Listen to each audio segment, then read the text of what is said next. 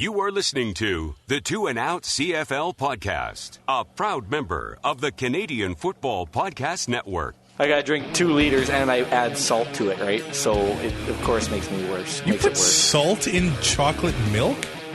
Yeah, man. A couple dashes of salt, stir it up. Ooh. Grab some poutine and a double-double. It's time for the 2 and Out CFL podcast. Now they have to kick it out, and they do! Every week, Travis Currah. Does anybody still care about this podcast? And Brazilian Ty. Hunters are people, too. Talk fantasy football, bring you the latest in CFL news, and sprinkle in a little bit of nonsense. Are you kidding? This is unbelievable! Ready, set, hunt! And we are a part of the Alberta Podcast Network, powered by ATB. Brazilian Ty. This week, Canada put out the new food guide. Are you going to follow it? Let's see. For supper, I had 2 veal cutlets, rice, potatoes, and a piece of chocolate cake. And I'm going to have 2 chocolate chunk cookies and a chocolate chip brownie. So, yes. Well, you know what? I didn't think you were actually too bad up until the supper. Or the dessert, I mean. Well, I mean, the chocolate cake was part of supper. Like, I ate it at the table. So let me think here. They want us to cut down on meat and dairy. Nope. Yeah, I can do that. But there's no way I'm cutting down on meat. Oh, so you can cut down on the dairy, but not the meat. Yeah. Milk is gross anyway. But and ice cream makes me sick, so I don't eat a lot of it. So if I just have a big old steak and half a block of cheese, that's not good. Can you melt that cheese over some potatoes? Oh, that would be deadly. Now we're talking. So are you the old lactose intolerant, or? Well, everybody's a little lactose intolerant. Yeah. It's the people, yeah, right. So I just think, like, when I drink chocolate milk, I don't just drink a little bit. You drink like 4 liters of it. I gotta drink 2 liters, and I add salt to it, right? So it, of course, makes me worse. You put salt in chocolate milk? Yeah, man. A couple dashes of salt, stir it up. Oh, look out! Are you serious? Yeah, 100%. Wow, it is delicious. So yeah, everybody does have the different lactose line, like. If you go to the DQ, and I know that... I get a large every time, it doesn't matter. The Blizzards, you get the large? And I regret it almost instantly. Now, I don't get sick after a large. Well, I feel questionable. But what is this, an NFL injury report? I go for the jumbo. Have you heard of the jumbo? No, but I'm intrigued. Well, a large Blizzard is the size of like a medium pop, right? Sure. The jumbo Blizzard is the size of a large pop. Oh man, I would vomit after it, but it would be so worth it. Now, what flavor do you go for? Chocolate chip cookie dough. And we agree on one thing. Just nothing but dairy and sugar. I love when all the chunks of cookie dough get to the bottom. To the bottom? Oh man. In the Huddle with Currah and Ty on the 2 and Out podcast. I actually got a free coupon for a medium Blizzard on my desk, so I think that's exactly where I am going to go after this show.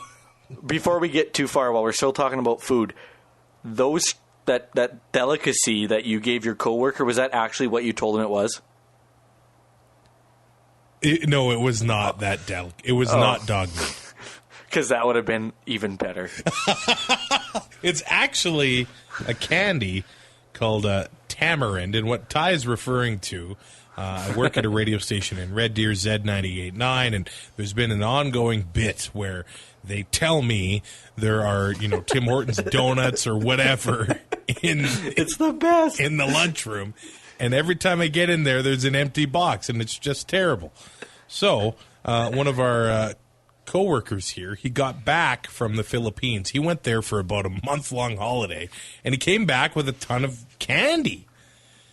And one of them, I'm looking this up, it's called tamarind. Actually, it's a tree there, and I don't know. They kind of bottle it up or turn it into sort of like a ball and then put sugar on it and pass it off as candy. But everyone that tries it is just disgusted by it. So I got my boss into trying it, and I told him it was dog meat. After he ate it. Oh, that was a ton of fun. So it was good to get them back finally, because I'm the gullible one. In every single situation, I'm the one that can easily be tricked.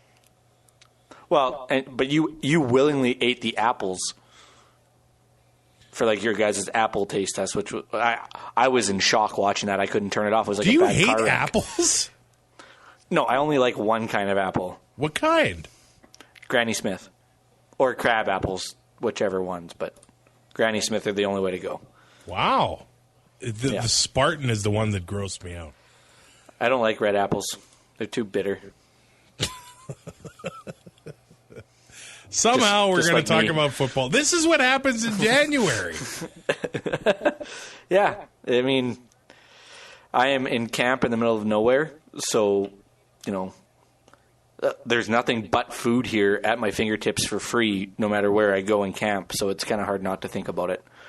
Man, that does not sound bad, like at all. Until you try to connect to the internet. Oh, the internet's not good? It's not great. It's 2019, man. What's going on? Well, here we are. So let's go back. I'm going to try and go in chronological order and kind of split the news up into teams here as well. But the LFA Combine was about a week and a half ago. And then it seemed like all of a sudden that weekend, people were crapping all over the idea. And now there's kind of rumblings that Ambrosi wants to get into Germany.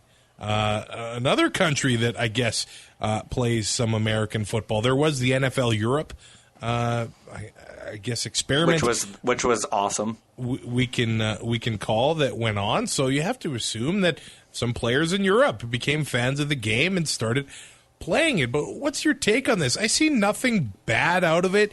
I mean, the word was that about a half a dozen players could come and they could go to camp and they would not be out of place. But is that really any different than any draft?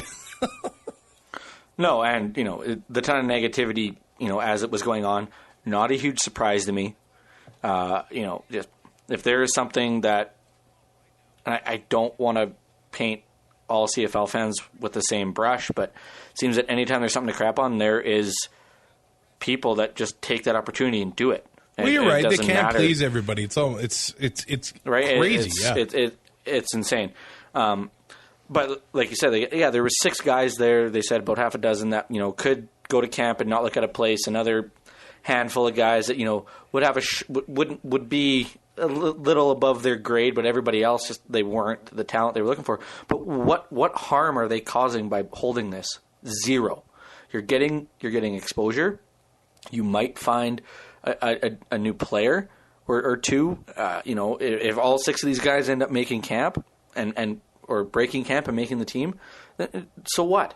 I do think that with adding to the player pool that maybe the ratio needs to be looked at or the roster sizes, because you're adding more players and they're the same amount of jobs. But other than that, I see nothing wrong with what went on. That was part of the thing that was driving me a bit crazy, because people are saying we need to showcase our Canadian players more and all this stuff. Well, the ratio hasn't changed. There is still that part of the game, so Canadians are still getting opportunities to play in the CFL. Starting to sound like South Park. They took our jobs. Nobody's taking your job. But then there has been arguments from people wishing that maybe the ratio would be reduced a little bit to up the level of competition there. So I mean, pleasing everybody is nearly impossible, but I think everybody knows that the ultimate goal here is to maybe get a TV deal in Mexico. They broadcast the Grey Cup in Spanish for the first time this past November, so I think they're starting a new business relationship there, and Ambrosie's just trying to find new ways to bring in new revenue to the Canadian Football League. And with with more revenue, more exposure, that means the cap can go up, which means the players make more. There's nothing negative that can come from this. I know everybody is kind of hoping that they'd get to work on the CBA, but it's kind of political on both sides of it with the PA and the league. So we'll see what happens there. And speaking of TV deals, the league ended up signing a multi-year agreement with ESPN. So they're going to have 20 games, I guess, on the main network, and then the others on ESPN Plus, so that'll be online. But basically, it looks like every game is going to be available live to viewers in the U.S., and that's huge. That is huge. The league obviously makes money. They're not going to sell their rights for nothing.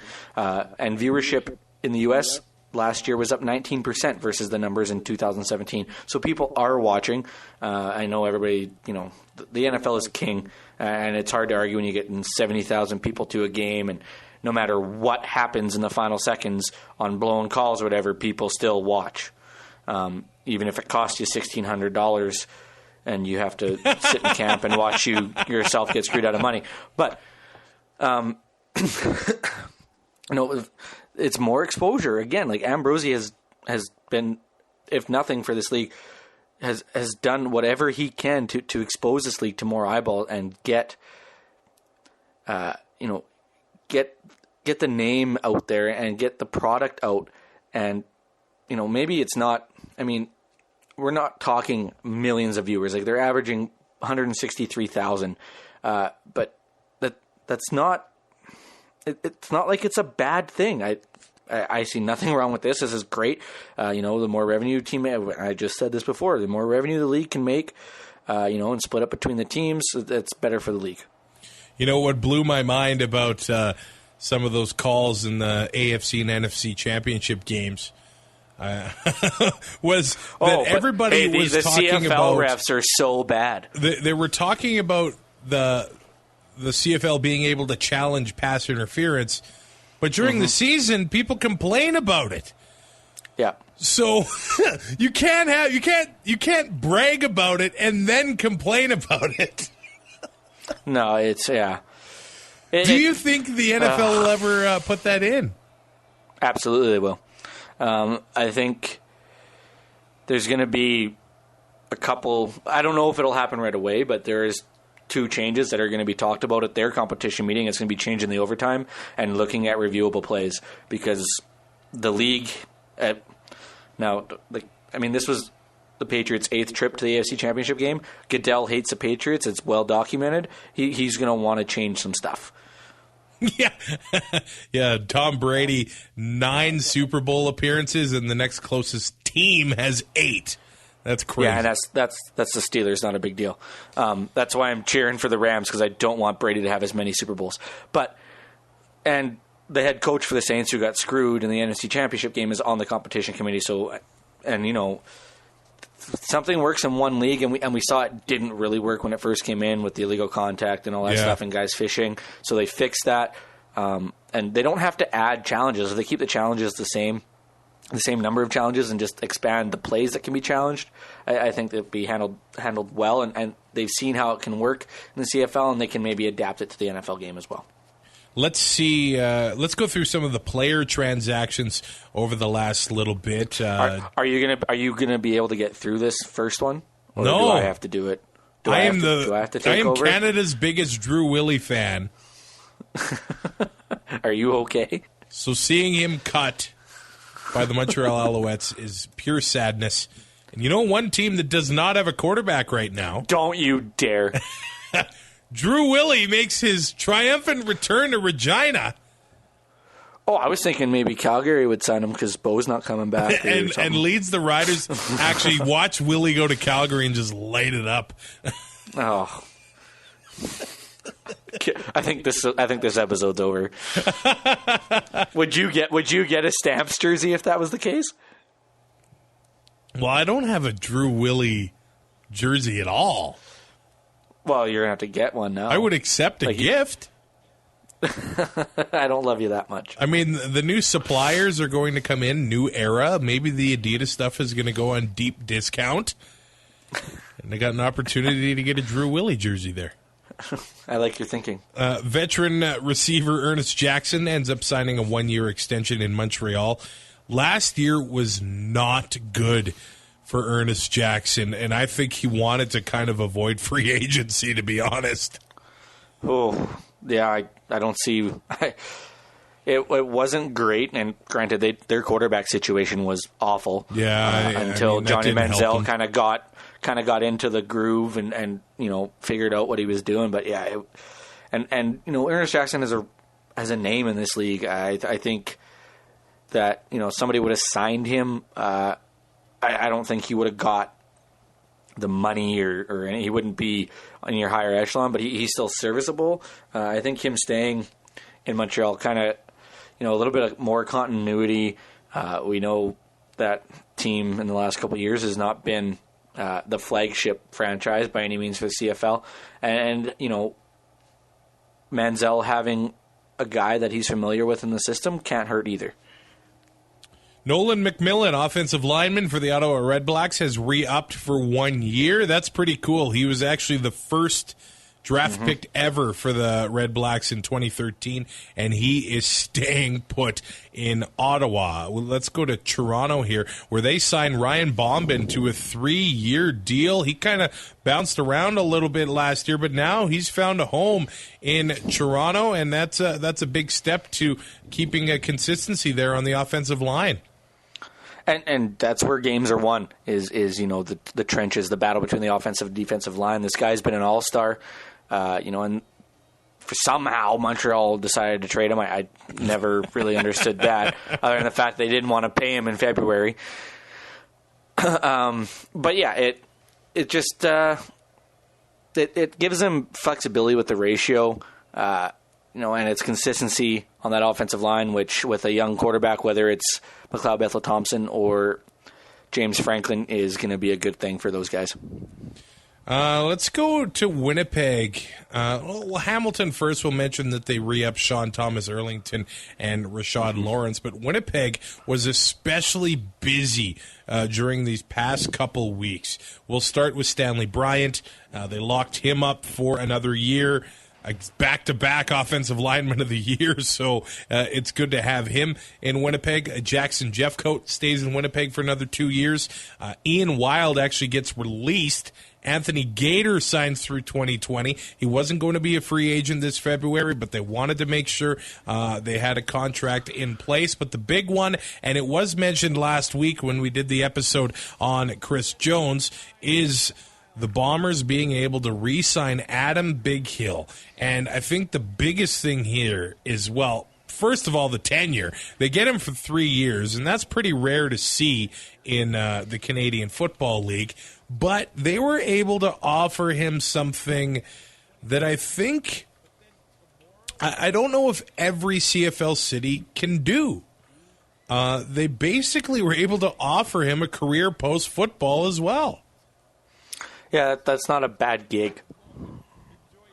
If you can have your life set up post football, because you never know when your football career is going to end with the chance of injury and non-guaranteed contracts. But he's going to be set up basically for the rest of his life now, and him and his family they're laying down roots in Winnipeg, and they want to stay there. So it's great for the team and great for the city. Yeah, it was probably going to be a big battle with BC. Well, you'd think at least Lions fans would want Bighill to get back here, but the Bombers were willing to pay big money to keep Bighill there, and we'll see how that affects the defense, I guess, in the next few years here, because Ian Wild wasn't the player he was since he came back from the NFL. He was mostly doing special teams things last season, but Chris Randall ends up getting let go. So they had to make some sacrifices to keep Big Hill there. And the big thing there is the post-football career. And that's what a lot of people say that the Riders are able to offer. And not maybe even directly through the team, because it's just the way the province works. So some people are saying... like Matt Dominguez is selling houses. Are you not going to buy a house from Matt Dominguez exactly, if you have the chance or to be buy a a Rider car fan? from Don Narcisse, whatever. These guys are able to stay in the province and make a life for themselves after football. Some are wondering if this is intriguing for a guy like Mike Riley.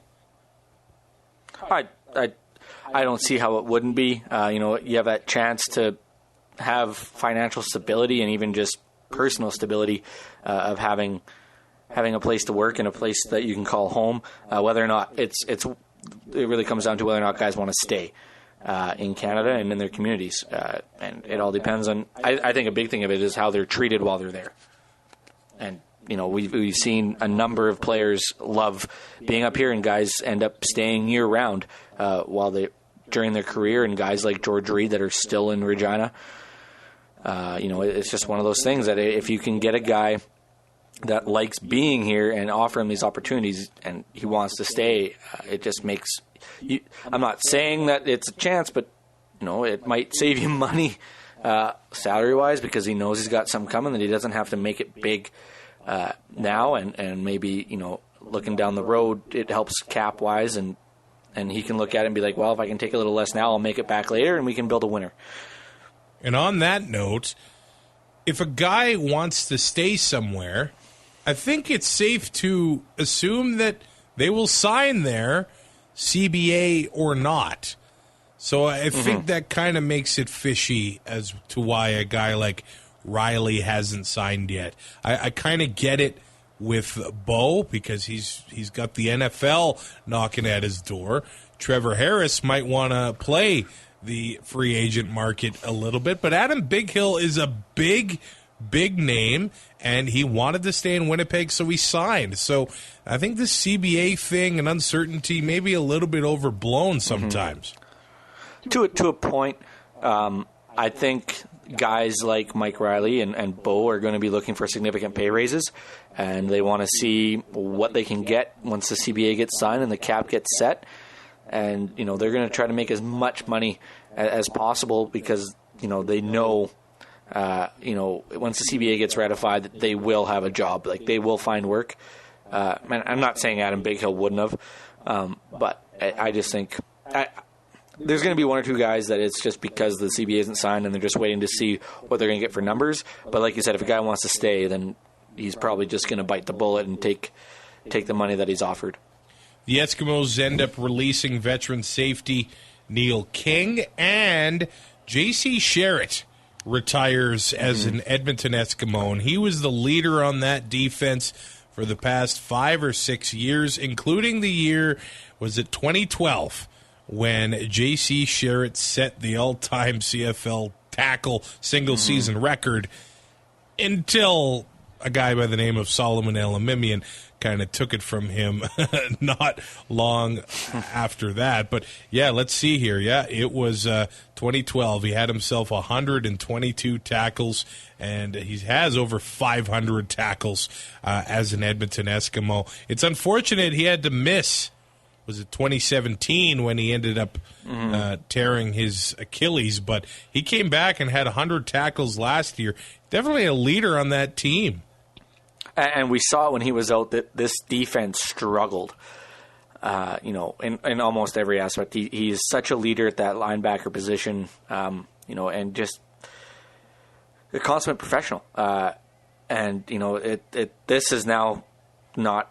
It's not going to be good for the Eskimos defense. It doesn't matter what team it is. When you have a guy like J.C. Sherritt retire, you got a big hole to fill. I just hope that they can find somebody to fill that hole, whether it's internal or in the free agent market, where they can avoid what happened in 2017 when he was out with injury, because it was not pretty. How tall are you, Tyrell? 5'8" when I wake up. Oh, he's 5'9", and look what he made happen. Yeah, I'm 5'8", 210. Like, I am not an ounce of muscle on me. He's 218 at 5'9". Yeah, and he's got quads the size of my freaking, like, midsection. The man, the myth, the beard, Hugh O'Neill signs through 2020 with the Eskimos. And speaking of big-name impact players, Calgary Stampeders were able to lock up Kamar Jordan for 2 years. Hopefully his recovery is going well because he was having the year of a lifetime last year before he ended up getting hurt. Yeah. It does not hurt that he, was arguably maybe Bo's favorite target most of the time. In 10 games, he had 944 yards and 6 touchdowns. That's a good year. Yeah, averaging almost 100 yards a game and, just under a touchdown a game. Like, he probably would have ended up, I'm guessing, 1,600 and 10 touchdowns. Like, he would have had an Eric Rodgers year from 2015. Well, and he was just getting better because in Week 8 he had 185 yards. The next week against Saskatchewan, he had 66 and a touchdown. And then against Winnipeg, 249. Like, come on.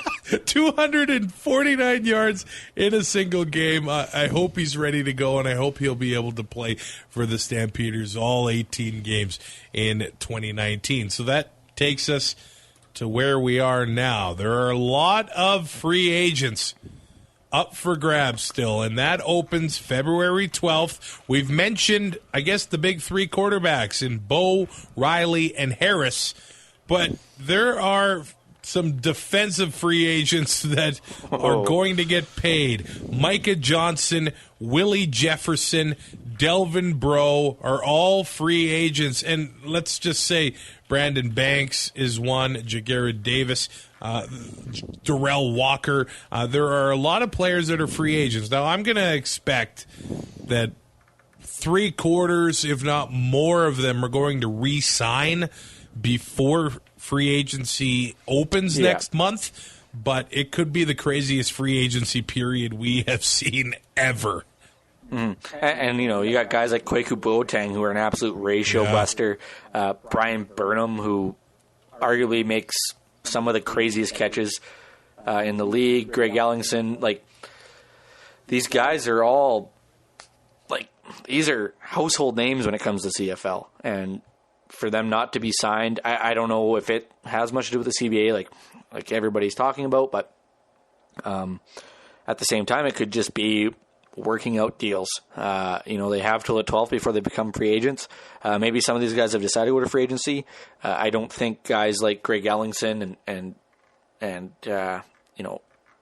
the other free agents that are on a team like Ottawa and Calgary, just as the 2 teams that were in the Grey Cup and they seem to be perennial contenders, I don't know if you'd really want to walk away from that.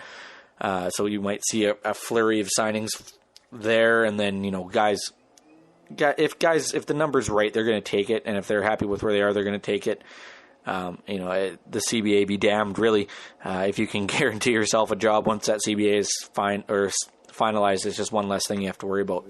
I guess about a week ago, Brock Sunderland flew to Seattle to meet with Mike Riley, so I know the Eskimos are trying to pull out all the stops there. Mm-hmm. And the Riders ended up losing another player to the NFL as Jordan Williams-Lambert, their Rookie of the Year nominee, signs with the Chicago Bears. Let's go through some of the coaching changes that have gone down. The Alouettes have named their defensive coordinator, a guy by the name of Bob Slowick. He ended up working with Mr. Mike Sherman while they were in Green Bay. So, Sherman gets to bring one of his buddies there, and we'll see how that goes.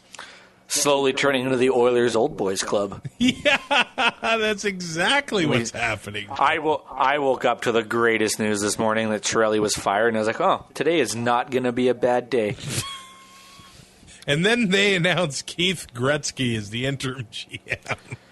Well, he was already the assistant GM, but apparently they fired him in the second intermission, which is even more Oilers than anything that Montreal could possibly do. Oh, really? It happened in the second intermission?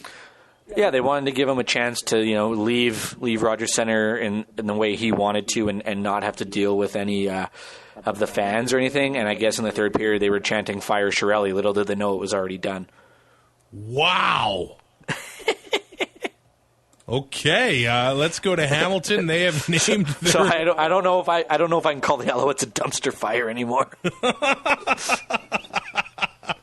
Yeah, the Alouettes are in the same conversation as the Edmonton Oilers. Well, apparently, though, it's their fourth best season in the past 13 years. What does that say? Don't. I read that today, and I just both threw my phone out the window. The Alouettes, or the Tiger Cats, sorry, they end up naming their coaching staff for the upcoming year. A lot we did know are with Steinauer and June Jones, but Mark Washington is their D coordinator and DB coach. Tommy Condell is on the staff as a wide receivers coach, so that is big.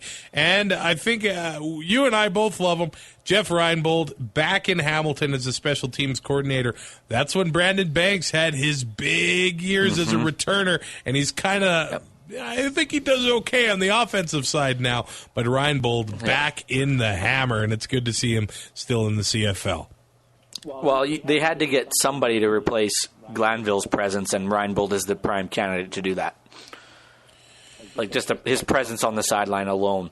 Nobody measures up to Jerry Glanville. Like, let's not get ridiculous here, but Reinbold brings a little bit of swagger to that coaching staff for sure now. As we keep rolling along, this podcast is brought to you by Park Power. I love everything about these guys. They're a provider of electricity and natural gas in Alberta that offers low rates, awesome service, and profit sharing with local charities. In Alberta, you get to choose where you buy your energy from. So if you choose Park Power, the money stays in the province, and it's really cool here because they donate a part of their profits to not-for-profits. So you're kind of, what is the word? Feeding two birds with one scone there? Oh, my God. Because you're supporting a local company, and they're supporting charities with that money as well. So shopping local is a great thing to do, and you can make the switch today to Park Power by visiting parkpower.ca. That is parkpower.ca. As we move along, BC Lions offensive line coach is looking to join the Toronto Argonauts. Dan D'Orazio is in BC for a long, long time, but a lot of changes happening in Vancouver with Wally Buono stepping away. Yeah, and, it's tough when, a guy like Wally Buono is the boss for so long, and probably, you get into a rhythm and easy to work with, and all of a sudden he's gone, and you start looking around, and it's like, there might be better options somewhere else. Ed Hervey kind of rebuilt that offensive line through a draft and an offseason, and, it wasn't the best offensive line we've ever seen, but it was night and day compared to what they had a year ago.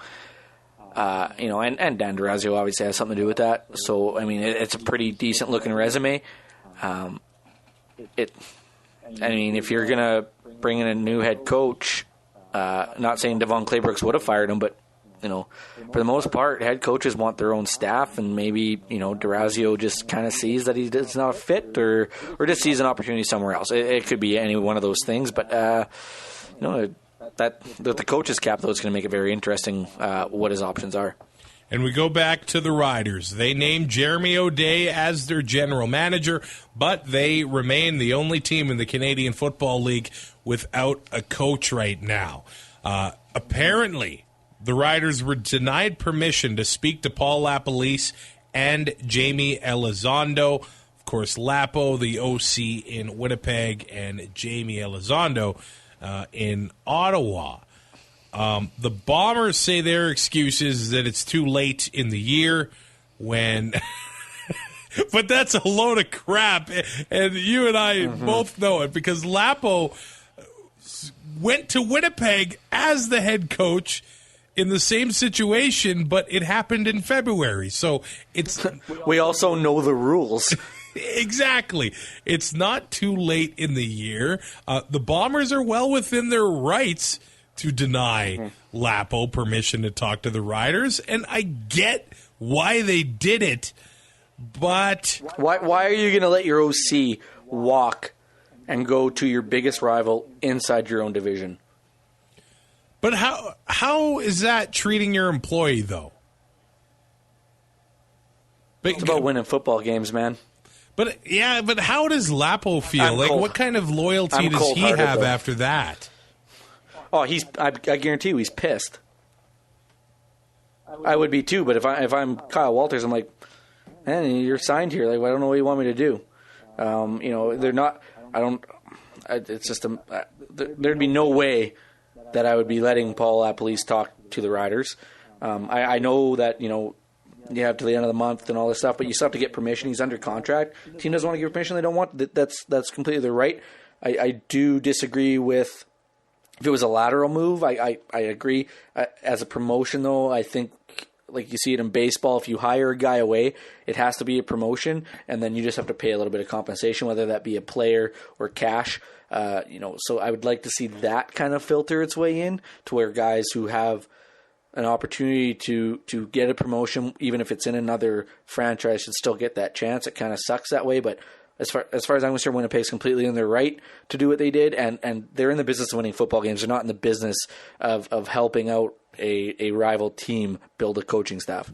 And they did kind of get screwed with the whole Darian Durant situation. Yeah, maybe this is payback for that. Even indirectly, because Durant had nothing to do with the Riders at that time. But Winnipeg was almost a different situation, because at times when they were struggling, people would call for O'Shea to get fired and LaPolice to step into that head coaching role. So in a weird way, it's almost like Lapo and O'Shea are almost equals on that staff. You know what I mean? Yeah, I get that. I just think people look at, there's the coach is always the first one, right? That's going to be that's your GM's first move, and people are familiar with Paul LaPolice, in this league, and it's an easy fix in their eyes. But I think they've both been around this league and this game so much that they are equals in a sense that they've both been long tenured and stuff like that. But one's a head coach and one's an OC. Technically O'Shea is LaPolice's boss. Yeah. So I mean, they're not quite equal, but people see their ability to coach as equal for sure. Jerry Glanville said he'd be interested in the job in Saskatchewan.